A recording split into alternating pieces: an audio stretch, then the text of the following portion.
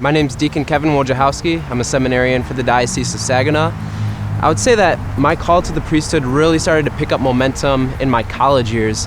I attended Saginaw Valley State University for a few years, originally studying to become a math teacher. Then I started studying psychology with thoughts of becoming a counselor. But I found that both of those career paths left me feeling a little restless.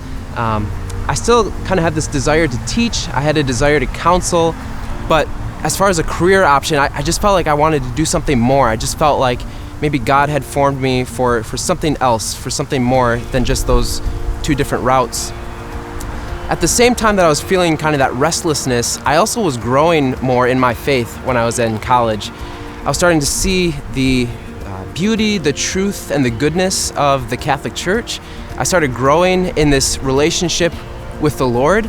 And another thing too is that I started learning more about the priesthood in that time. I found it kind of intriguing when I realized that priests do more than just say Mass on Sunday. Like, there's actually something to the priesthood that was sort of mysterious. I saw it as a way to kind of be able to share with others the way that I was growing in my relationship with the Lord. I saw that as kind of a way to share Jesus with others.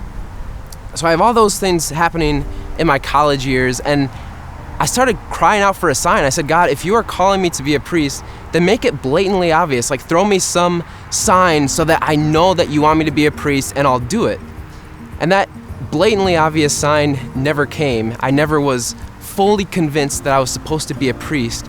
I just continued to have this restlessness that wouldn't go away. I just kept having this inkling that I needed to just step out in faith, to just join seminary and see what would happen.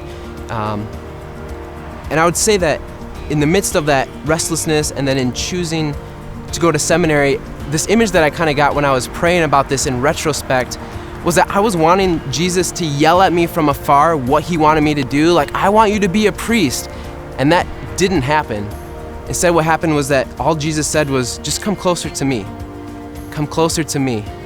And it was in drawing closer and closer to his Sacred Heart that he could then reveal to me from up close. He could kind of whisper to me an affirmation of that calling to the priesthood. And that calling was then affirmed just a couple months ago when I was ordained a deacon for this diocese. And of all dates, it was on the Feast of the Sacred Heart. So I think that this journey of seminary, of giving my initial yes and then that daily yes ever since then, it's revealed to me the deeper desires of my own heart. It's revealed to me the way in which God has made me, and it's the way that I feel called to serve his people. The journey has not been easy, though. It's not necessarily been free from any difficulties. There have been trials along the way as well. It's really tested me in a lot of different ways.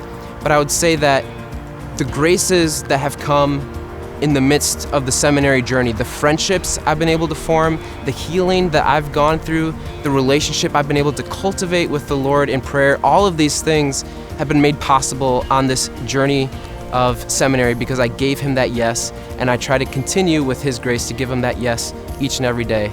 I'm looking forward to then serving for the rest of my life here in the diocese as a priest of Jesus Christ.